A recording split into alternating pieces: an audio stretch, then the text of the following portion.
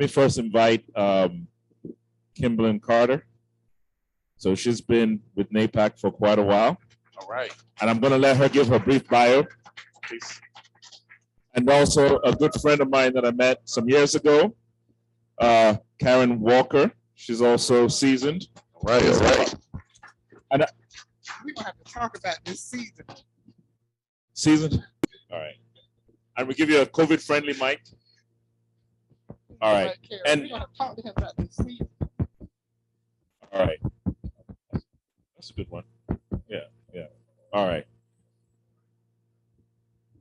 Okay. All right. So please be seated. All right. And if you can just give a brief 2-minute introduction, just your bio. And I know I should have read your bios, but I'll let you guys do it. So, Kaaryn, you want to start? My name is Kaaryn Walker. I live here in Atlanta. I live in Johns Creek. I have been involved in politics, actively involved for about 5 years. I am the first vice chair. Can you hear me? Maybe I need to put it. Okay. So my name is Kaaryn Walker. I live in here in Atlanta, Johns Creek, Georgia. I am active in the Republican Party. I am the first vice chair of our 6th congressional district. I'm part of the Fulton County GOP.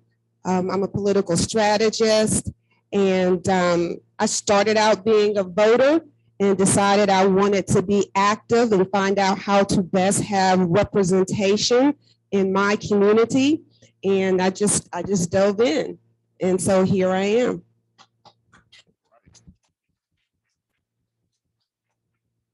Okay, can everyone hear me? Good morning, good morning, good morning. So before I tell you a little bit about myself, I want to tell you a little bit about my relationship with Nigeria and how I am here because of a bigger purpose. So before I was born, Nigeria was born in me. Because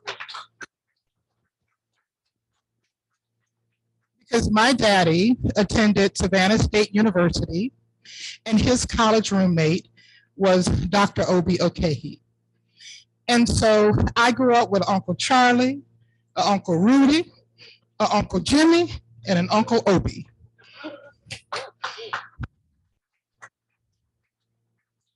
And so my father shaped the trajectory of his life by inviting him to come to my hometown, Macon, Georgia, where Mercer University is housed, where Mercer University Med School is housed, and it's one of the largest med schools in the South, albeit the nation. And so my Uncle Obi received his medical degree from Mercer. He began to invite his other Nigerian brothers to not only attend HBCUs in the state of Georgia, but to also attend Mercer University Medical School and Mercer University Law School. And so in my hometown, we consider ourselves to be the Southwest Africa,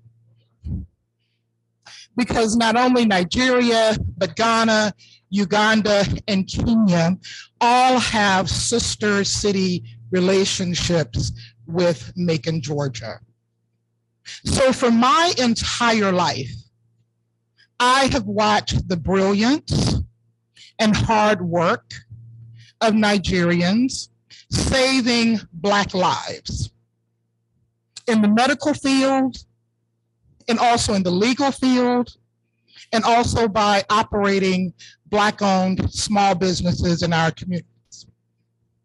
And so because of that, I believe it's time for Nigerians to take the next level, and that is in public service, because you have served our communities well. You have earned the right to serve us at different levels, and that next level should be public service.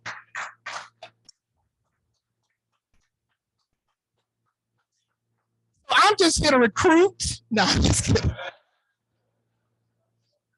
I am. But I am currently, I hate bios. I just be like, I'm just Kim, and like I told the sister, don't believe the hype. But politics has been a part of my life. I've done everything from being a super volunteer to being a chief campaign strategist on all kinds of campaigns, from mayoral to gubernatorial with Leader Abrams, who is my current governor. I don't care who's sitting in office now. Stacey Abrams is my governor.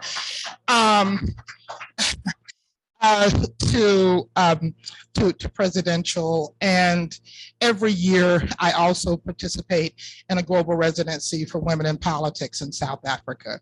So without further ado, I'm going to be quiet. I just had to share my love moment with you. I wanted you to understand that I'm just not here as a speaker. I'm here as family. All right. Well, let's jump down. Let's get down to the questions here. And this is, I'm gonna start with Kaaryn. Well, I'll start with both of you, actually. This is really for both. Do you feel that both Democrat and Republican platforms are working for Black Americans in the 21st century? I will start with Kaaryn with that question. I think it can improve. The platform. Say your question again. I just want to make sure I answer. Do you feel that both Democrat and Republican platforms are working for Black Americans in the 21st century? I don't really know that we actually have a platform. And so that's why I'd say I think there's areas there's room to improve. I think there's room to improve for Republicans and Democrats. So I believe that it is important to have two parties instead of just, all Republicans or all Democrats. When you have two parties, you have choice. I'm a big proponent of choice. I'm a big proponent of competition. So when you have a choice, it forces each side to compete. And when you're forced to compete, you offer things, you pay more attention to your constituents. But that also has to do with the constituents paying attention to the parties. If you have constituents that says, I don't want to listen to you because you're Republican, or I don't want to listen to you because you're Democrat, it ultimately hurts our community. So it is important to have representation and competition. Kimberly, same question. No. All right. Moving on. So I also believe that Black people should be at all tables of power. I don't think we should have all of our eggs in one basket, because what we're figuring out now is that one egg can ruin the whole omelet. The man cinema egg, but so it's very important. So I have friends on all sides of the aisles and on all sides of the political Richter scale. It is extremely important that we are present in all spaces. But when we talk about policy,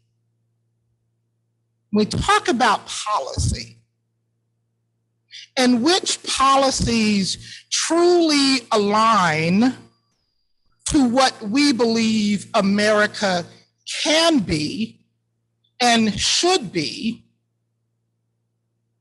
then for me, at this point in time, I do lean left. I do lean to the Democratic Party. Okay? Not saying that there's nothing to offer from the Republican Party, but I'm talking about policy, because policy impacts our power. And so politics is also transactional, but what we as Black folk are finding out is that, and I'm sure you'll agree, sister, when we go to deposit our votes, oftentimes the transaction is not coming back to our votes being respected with the right policy matching our needs. Which leads me to my next question, because that's a very interesting point you make, Kimberly. With that said, on both Democrat and Republican sides, more and more people are becoming independents in the United States. Myself, I was a Democrat for years. I was a Republican for years. Now I'm an independent, and we're starting to see this big growing trend of independence. So with that said, why do you, from your perspective and your experience, why do you think we're trending more independent as opposed to party identification here in the US? I don't actually believe that a person is, purely independent.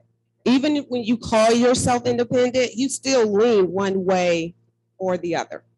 Okay.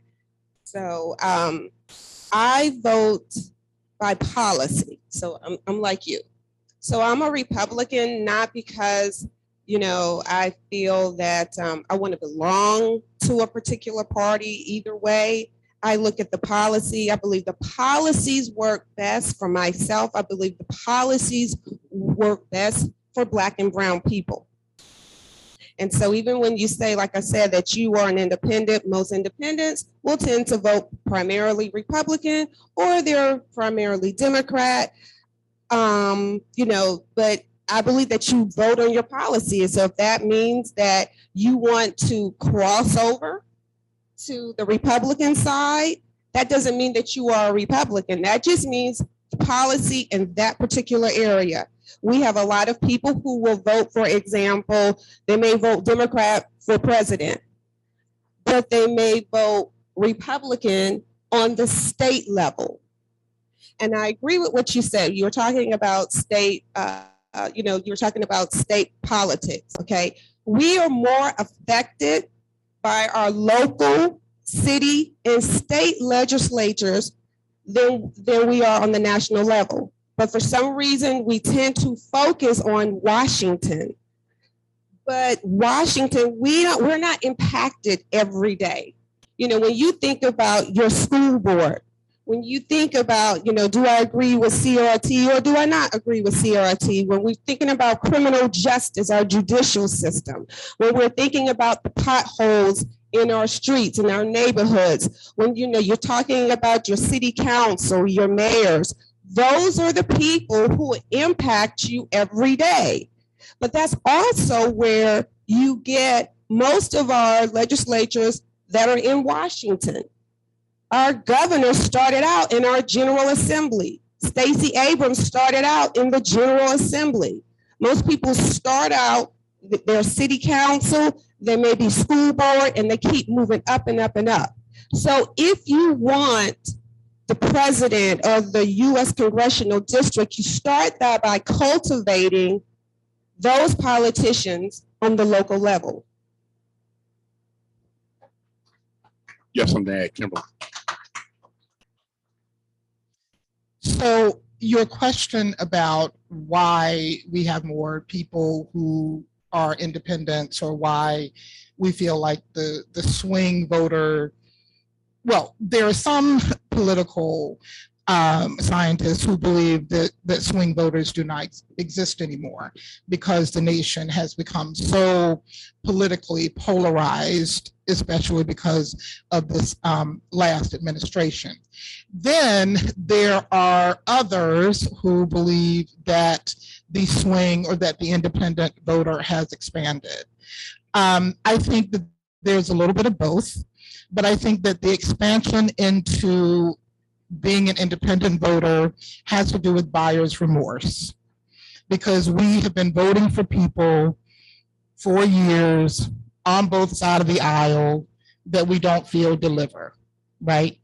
And so we're like, I just want to be out of it, right? I don't want to be on the red or the blue side. Just call me light, baby blue or purple or whatever, and leave me alone, right? So that is why I think a lot of people, are beginning to move into the independent side.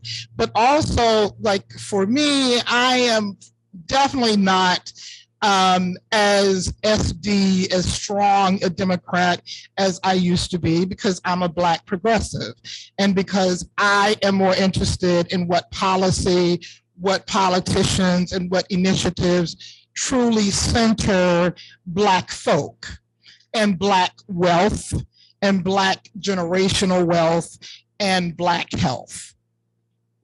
So which leads me to my next question, and that's great. Oh, thank you for my Black hand claps. Thank you. But what leads me to my next question about messaging. Now, this is big for me too. Messaging. You know, you mentioned about being progressive on the Democratic side versus person that's a little more moderate. So you have those clash of ideas as it pertains to the public in terms of influencing public opinion and voting and all those things. Messaging, if you are on the Republican side as a Black Republican, one of the things that I hear about is messaging. Some are social conservatives, some are fiscal conservatives. Some think that Candace Owens, I disagree with this personally, but Candace Owens is the face of the Black Republican movement. That's not true. And so, but the messaging has been a problem for both sides of the aisle as it pertains to Black folks in America.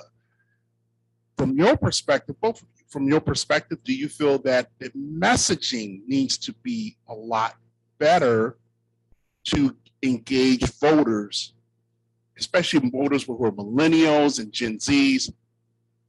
Your perspective, I'm gonna start with Kaaryn. Yes, the messaging for the Republican Party in regards to minority and voters, particularly to Black voters, it hasn't been its best. It hasn't been very good. We are working to improve that.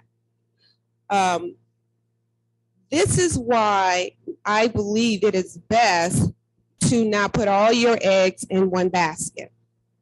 Because when you have most Black people voting Democrat, right? The messaging is steered towards those who will support you. So it is important that you not look at the Republicans and say, you know, I disagree with the Republicans, so therefore I am going to stay away. Because when you stay away, it keeps the party wider, you know, and all of us, it doesn't matter what your politics or your race, we judge things through the lens of our experiences. So if the Republican Party is predominantly white, there's not a lot of lenses to look through to see about the Black perspective. But we are working on our messaging. As a matter of fact, the Republican Party in Georgia GOP, we opened just last month an Asian American location. We also opened one for Black Americans, or Black and brown people in College Park. So we are actively engaging minorities, but we also need minorities' help. We need your help. Because if you're saying to us, we're not going to listen to you because you're Republican, there's not a lot of impetus to reach out to people who will not engage with us. So it's important to listen and to exchange information and hear what it is that you need. I tell the Republican Party all the time, do not tell minorities what they need to do, how they need to be successful, because you're looking at it through lenses that you never experienced. So if you are in the presence, and if you tell the Republican Party what it is that you want, it is a transactional situation. You're not only taking, but you're also investing. And the more transactional involvement we have, our messaging will improve. Love it, thank you. On messaging, I draw from the ancestor James Baldwin that reminded us that we are aligned until my alignment with you insults my freedom and enhances my oppression.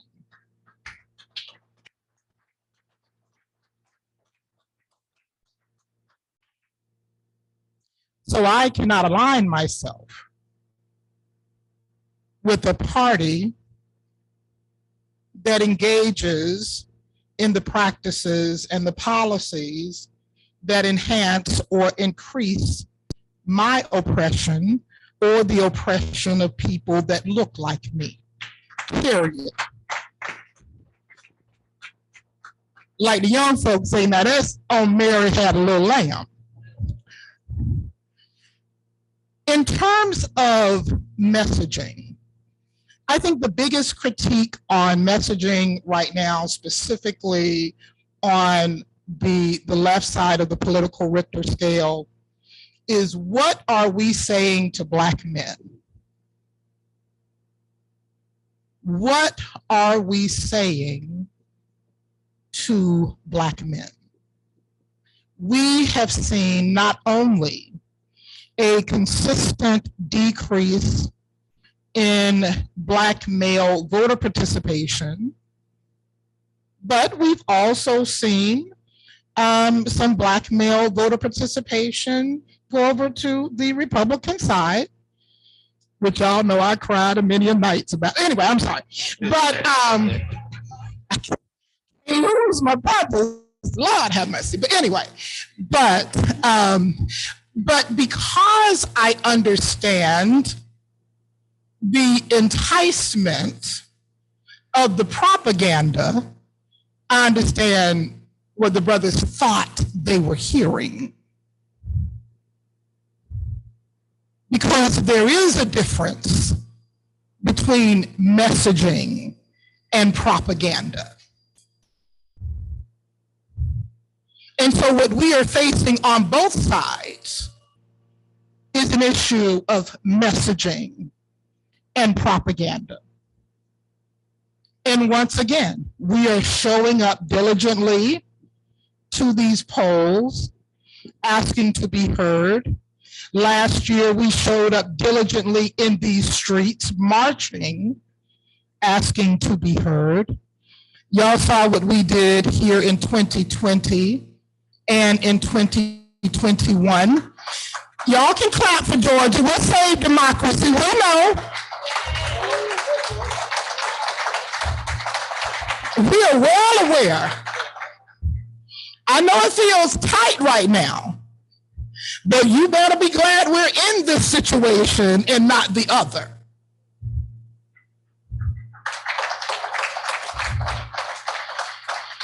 So it's very critical that every state PAC is also participating in local parties, whether they are Democratic or Republican, that you are sitting at the tables of campaigns at all levels, from local to state, because that is how we kick the propaganda and right-size the messaging.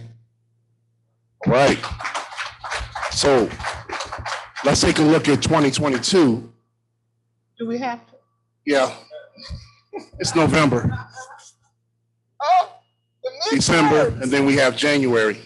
Well, you know, before you guys, I just wanted to respond because I do agree with what you're saying, especially when you talk about Black men. And I also agree when you're talking about oppression. And when I hear people talk about that, I go back and I think about the civil rights movement. And I think about, you had Black people fighting to vote to support people, men, often men, that did not necessarily support them, but they still showed up. If we had the position that if I feel you're oppressing me, I'm not going to support you, I'm going to stay away, the civil rights movement would not have moved. It would not have progressed the way it has.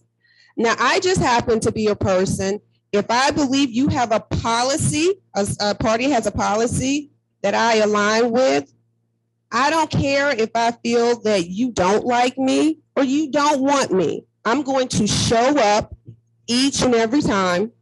I'm going to have representation, and I'm going to bring others to join with me to the point where it is, you're going to have to pay attention to me. You're going to have to listen to my needs. You're going to have to represent me. Because when you stay away, if you think somebody's an oppressor and you stay away from them, you're actually doing what they want, right? They don't want, if you feel they don't want you and you stay away, I mean, really, you're just doing the work for them. But I prefer to be in your face. I prefer to be politically and actively engaged. But when you mention about Black men, I 100% agree with you. You know, everything starts, in my opinion, with the Black male. In your family, when you have more Black males in the family, right? It's just very different. A woman cannot be and do everything that a father can or that a husband can. And I will tell you, and I don't want to go there, but I am very passionate about that because I'm married and I have 3 boys, 26, 23, and 19. So this matters. I want my sons to be men. This is one of the reasons that I do not support Black Lives Matter. I do support some of the things that they want to do with save. You know, we all have the same objective. We just have different ways of doing it. When Black Lives Matter first started, I took a look at their website. And I don't have anything against any other person, but when I looked at their mission statement, I saw men, no, I'm sorry, I did not. I saw women, I saw children, I saw LGBT representation, but the one word that I did not see was Black men. And if you leave out Black men, you cannot have Black progress. You cannot do it. Okay, so what I want to, so give me a second. Hold it. Hold on. Because I want to stay on task. I know, hold on. I want to stay on task. Dr. O, hold your question. Hold your question. I want to stay on task because we have a strict, I gotta, There's a young sister. ladies and gentlemen, and I know, now listen, as a moderator, I gotta stay on task. We have a real strict schedule today, and I am going to deliver my portion. Yes, sir. Please hold your question, hold your comment.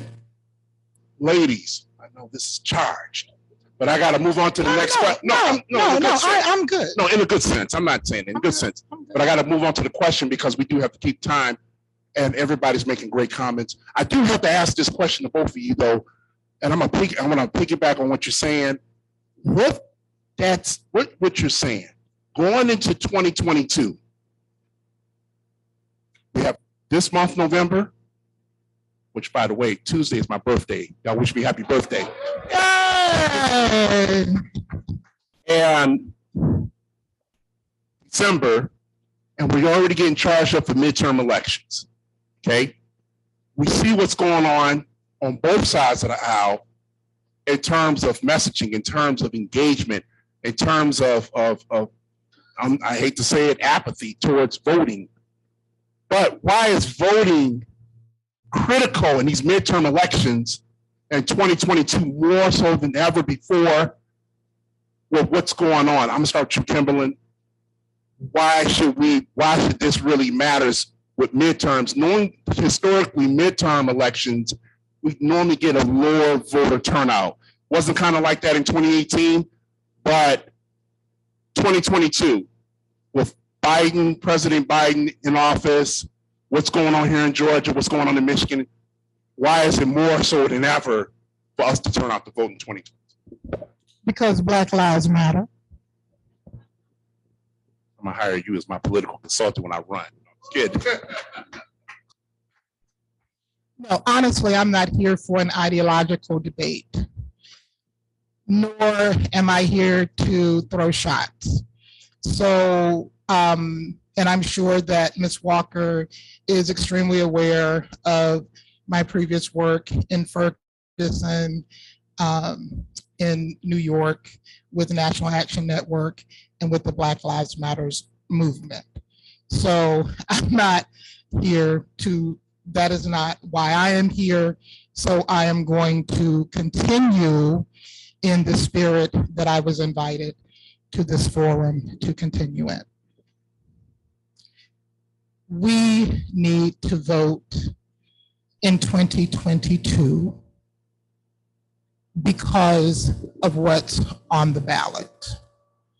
The things that will impact us the most in our state budgets, in our judicial systems, in our state legislatures will be on, and specifically a great deal of school board races will be on the ballot next year.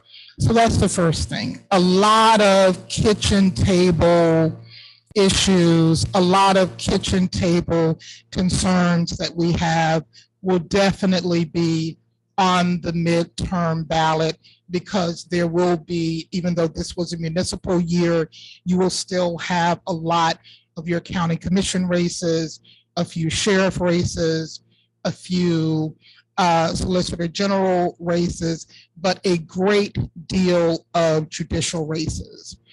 And that is why my nonprofit, Rep. George Institute, we are definitely engaged in trying to talk to more Nigerian attorneys, specifically here in the state of Georgia, about considering a run for these judicial seats.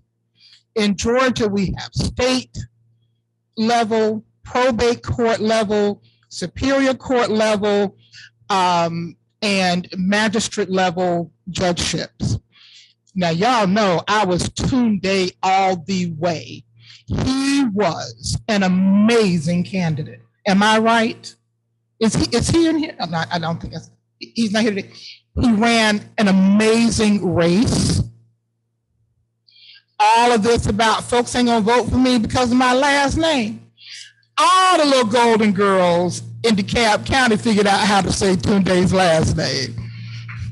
And we're proud to vote for him because he was an upstanding man in the DeKalb and Decatur community. So that is why the midterms are so critical, because it's once again our opportunity to put more of our people in office up and down the ballot. Last but not least, we have some U.S. Senate races that are going to be on the ballot. I know everyone is frustrated with the things that we believed were going to happen with the Biden administration. But what we have to understand is that campaigns are one thing and governing is a whole nother thing. So we have to deliver. We have to maintain some seats in Congress. We have to flip some seats in Congress, and we need to flip some seats in the U.S. Senate. So that's why it was so important when he showed the battleground states, and many of you being here from those states, understanding and seeing how critical next year is. Also, one of the things that political strategists like to do when they're doing micro-targeting and looking at data, and when they're also looking at who to listen to, they're looking at which groups turn out, right? So when they look at your support score, that's in these political databases, and it goes from 0 to 100. So the closer you are to 100, that shows that you vote every election, every time. Well, too often, people that look like you and I are in between the 50s and the 60s. So people don't think they have to do what? Message to you, talk to you, respect your vote, or deliver policy that aligns with your values. So that's why 2022, in my opinion, is so important. All right. You know, I just believe that every election is of equal importance. So for me, I don't see 2022 being more important than the municipal elections that we just had this past week. I do agree with you about, you need to have your voice heard. You know, if you're not gonna vote, we really shouldn't be complaining. Oftentimes we say that our vote won't count, but it's still your voice.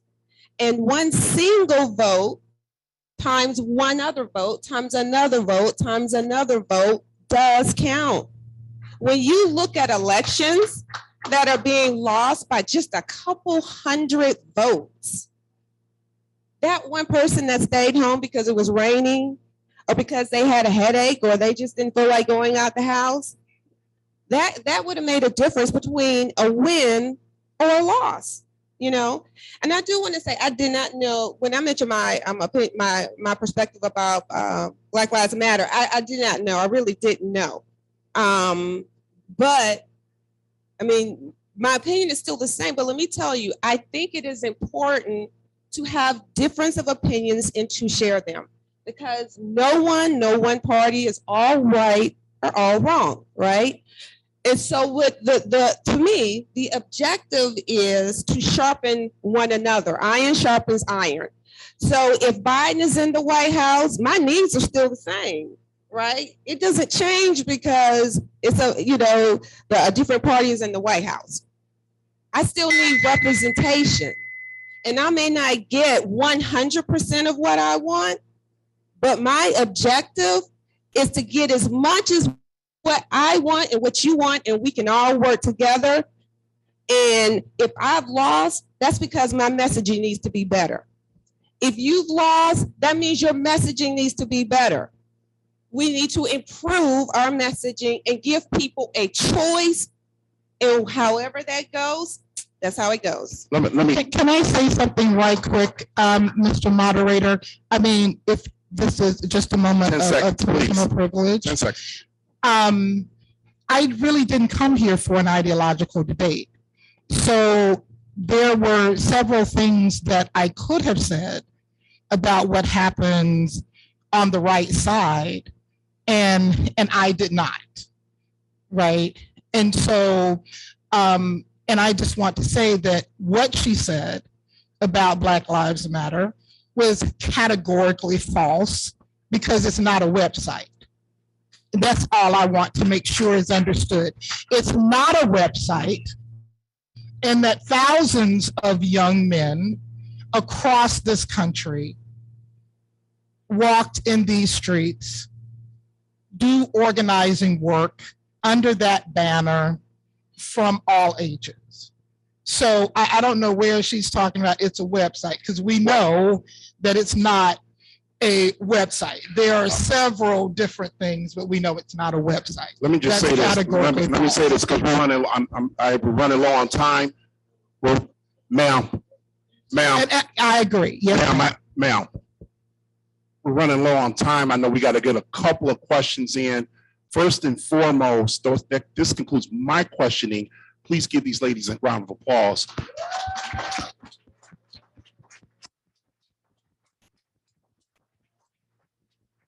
Now what I would do.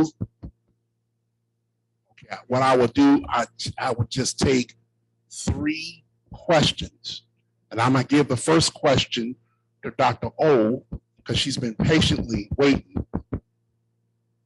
Well, you chomping at the bit. What's your question, Dr. O? Thank you so much. It's quick. And you actually asked it. I was going to ask you what website you saw, because I was very active in Black Lives Matter. I'm still very active in Black Lives Matter after one of my sons, who actually is a registered Republican, kicked my behind when I said all lives matter. And he said, Mom, let me bring it home for you. And he did, because Black lives do matter. And because I have all sons, I understand what is going on in the United States. I marched in DC, Washington, DC. I was there physically to march for Black Lives Matter. There was no website that I'm aware of. I thought you would ask for what website was it. So, This is what happens. We get off topic.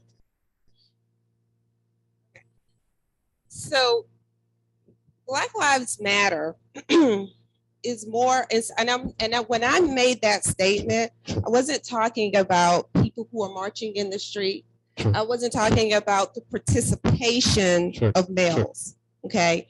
So Black Lives Matter, when we think about the organization Black Lives Matter, it's not even actually called Black Lives Matter.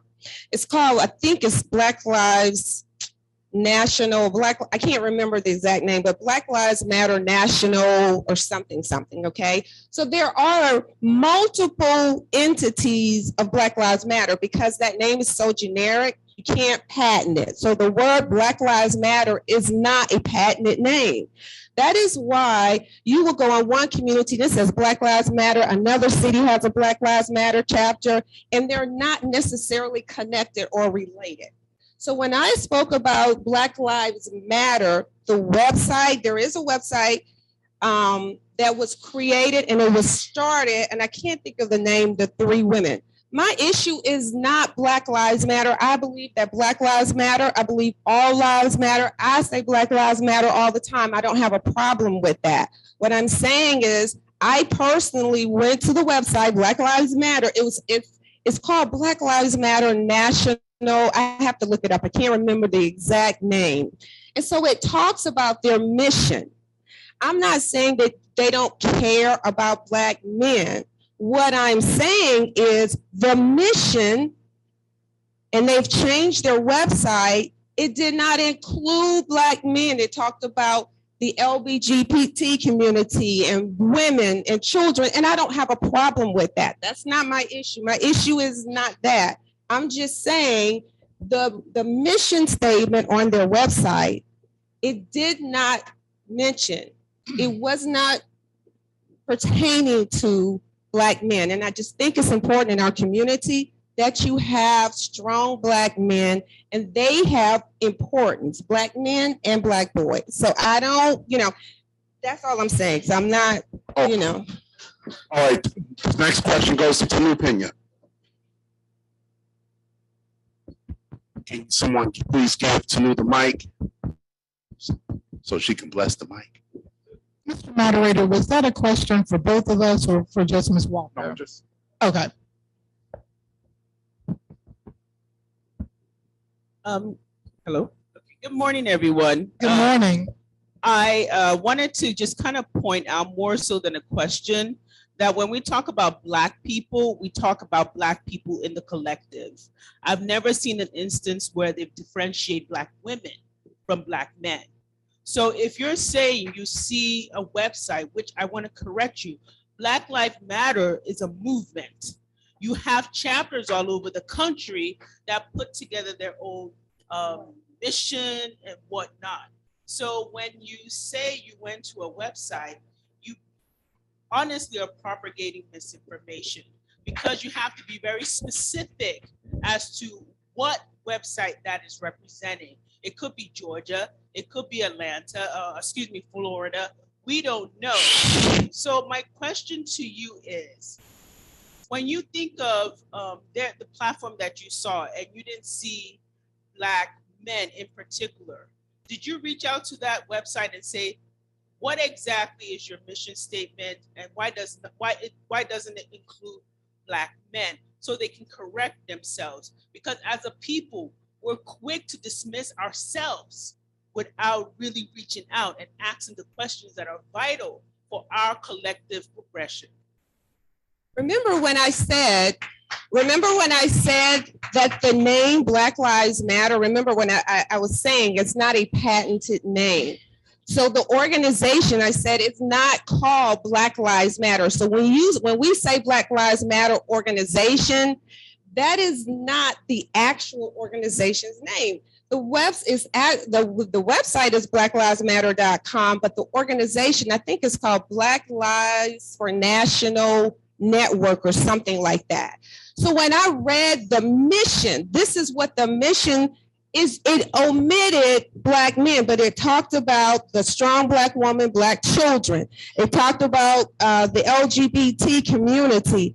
but it did not mention, it did not talk, and it was just a full page. And so they have revised their website a couple times in their mission. Now they may have it in their mission now. I'm just telling you that I took snapshots of it, and I've spoken about this on many occasions. So I am not saying that every Black Lives Matter chapter doesn't support Black lives, doesn't talk about Black men, because that's just the point. So, you know, whereas you may have a sorority or something, you have your head chapter, you have your standards, you have your bylaws, and you have to have consistency. With Black Lives Matter, I can set up a Black Lives Matter, you can, and you can make it to be whatever you want. So when I'm talking about the Black Lives Matter organization, I'm talking about the three women. I'm not saying their names because name is not Black Lives Matter. It's like Black Lives National Network or something like that. But here's the problem. But let me just say this real quick, because I know we're short on time, okay? You have so many people that when you mention Black Lives Matter, they automatically get turned off. Most people, when we talk about Black Lives Matter, you're not even talking about an organization at all anyway. You're talking about the movement and the value that Black lives actually matter. And that's one of the things that the Republican Party needs to understand. So even if I don't agree with the organization, and I don't think that they talk or they put much emphasis on men, right? Most people, when you're marching in the street, you're not marching for an organization. You're marching for a movement. And that's what I tell the Republican Party. Just because you're marching for Black Lives Matter doesn't mean you agree with what an actual organization. You are marching because of the movement of Black lives, whether you're a man, a woman, LGBT, it doesn't matter. I got to move on. Last question, statement, 30 seconds. 30 seconds.